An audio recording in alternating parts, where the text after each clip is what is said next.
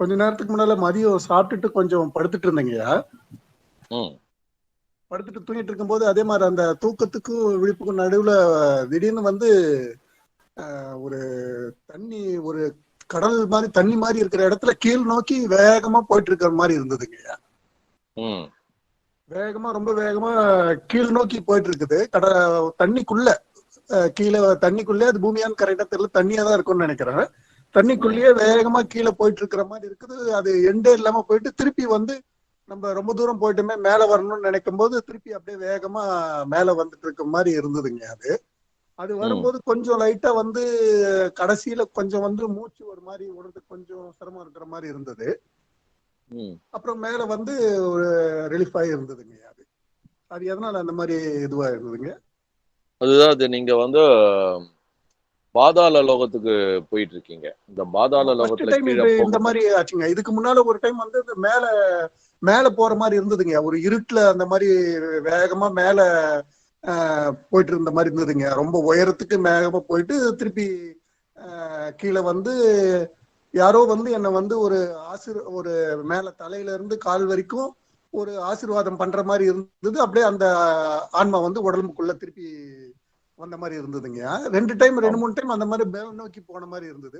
ஒரு டைம் அதே மாதிரி ஒரு பனி, ஒரு ஃபுல்லா வெறும் பனி மட்டும் இருக்குதுங்க. அந்த மாதிரி ஒரு இடத்துல போயிட்டு வேகமா சுத்தி வெறும் பனி மட்டும் இருந்ததுங்க. வெள்ளையா பனி மட்டும் இருந்தது.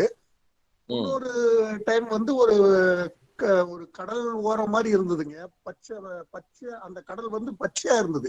அது ஒரு தனி தீவு மாதிரி இருந்ததுங்கய்யா. தீவுனா அதாவது அந்த இடத்துல யாருமே இல்ல, ஒரு தனி இடத்துல நான் மட்டும் இருக்கிற மாதிரி ஒரு ஃபீலிங் இருந்ததுங்க. அந்த மாதிரி இருந்தது. ஒரு 2-3 டைம் அந்த மாதிரி மேல் நோக்கி தான் போட்டது. இது முதல் டைம் இப்போ கீழே கீழே அந்த தண்ணிக்குள்ள போற மாதிரி இருந்ததுங்க.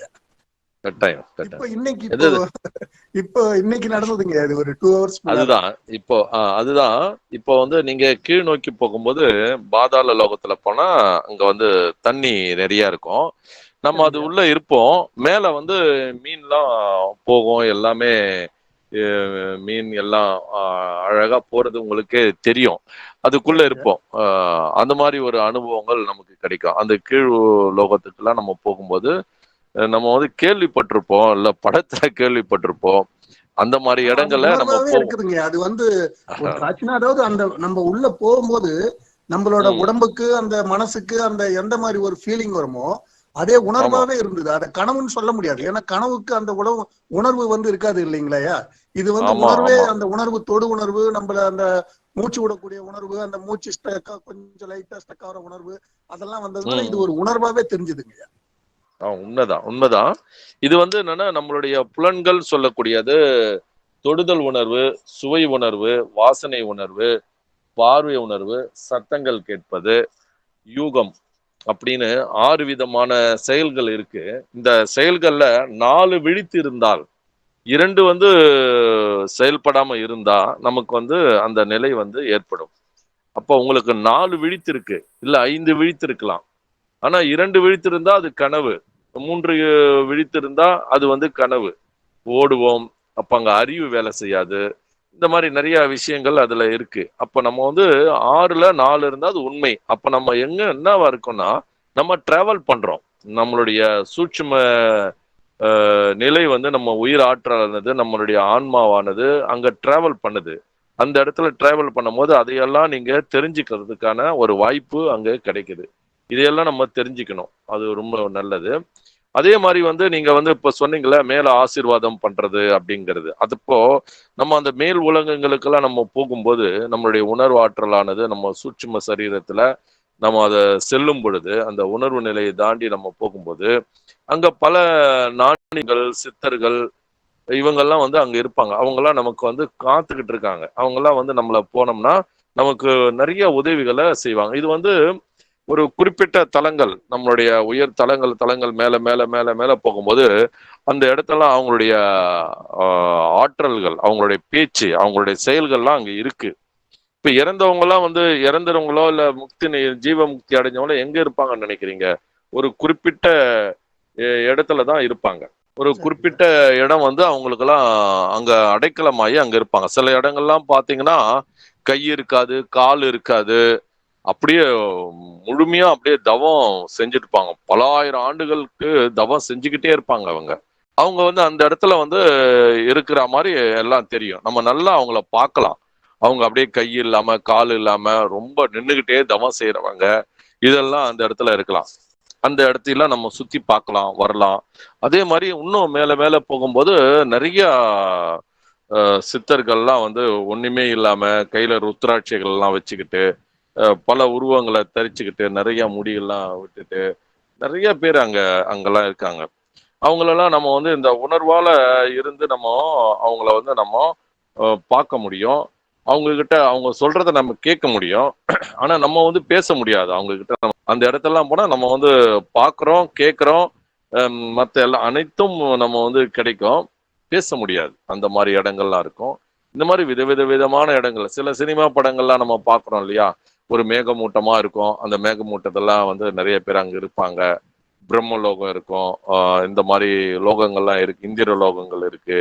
அங்க ஆடுறது, பாடுறதுலாம் இருக்குதுன்றாங்க இல்லையா? இதெல்லாம் வந்து ஒரு இந்த மாரி ஒரு இடங்கள்லாம் இருக்கத்தான் செய்யுது. அந்த இடத்துக்கெல்லாம் நம்ம வந்து பார்க்கறதுக்கான வழிலாம் இருக்கு.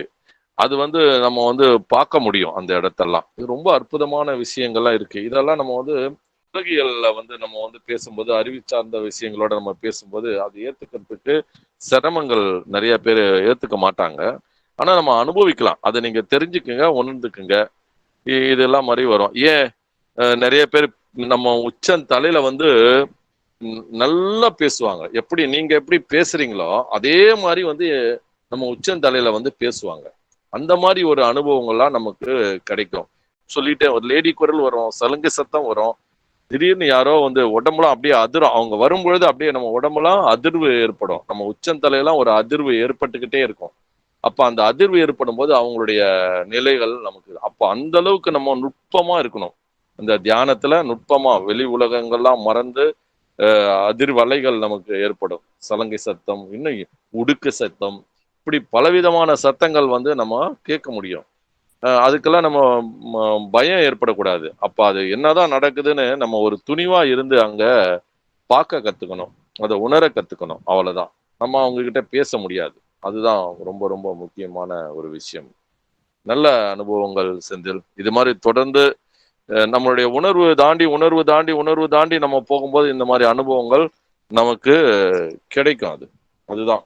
எல்லாருமே வந்து தியானம் செய்றோம். ஆனா தியானத்துல கொஞ்சம் நிலை வந்த உடனே எனக்கு நான் அறிஞ்சுட்டேன், நான் உணர்ந்துட்டேன் அப்படின்னு எல்லாருமே அந்த தளத்திலே நின்னுடுவாங்க. அடுத்த தளத்துக்கு போக மாட்டாங்க. எனக்கு தெரியாது அப்படின்னு நினைச்சாதான் நீங்க அடுத்த தளத்துக்கே போக முடியும். எனக்கு தெரியும், நான் வந்து விஷயம் உள்ளவன் அப்படின்னு நினைச்சிட்டீங்கன்னா, நீங்களே உங்களுக்கே பள்ளம் நோண்டி, நீங்களே உள்ள போய் புதைச்சிட்டு நீங்களே இதுதான் வந்து நிலை. ஆனா நமக்கு தெரியாது அப்படின்னு தான் ஒவ்வொரு ஞானியும் அப்படிதான் இருக்காங்க. எல்லாருமே அப்படிதான். அந்த நிலைக்கு போய் எனக்கு தெரியாது அப்படிங்கிறத சொல்லுவாங்க. ஆனா இங்க சொல்லும்போது அது வேற மாதிரி இருக்கா. இங்கெல்லாம் இப்படி இருந்ததுன்னு சொல்லுவாங்க. ஆனா அங்க போகும்போது நம்ம அந்த அனுபவங்கள் நான் இல்லை அப்படின்றதான் அந்த அனுபவங்கள் நமக்கு வரும். அதனால அனுபவங்களை பெற்றுக்கொள்ள நமக்கு தெரியாது அப்படின்ற ஒரு நிலை தான் இருக்கு. தெரியும்னா நமக்கு முடிஞ்சு போச்சு. அந்த இடத்துல நமக்கு வராது. ரொம்ப நல்ல அனுபவம்.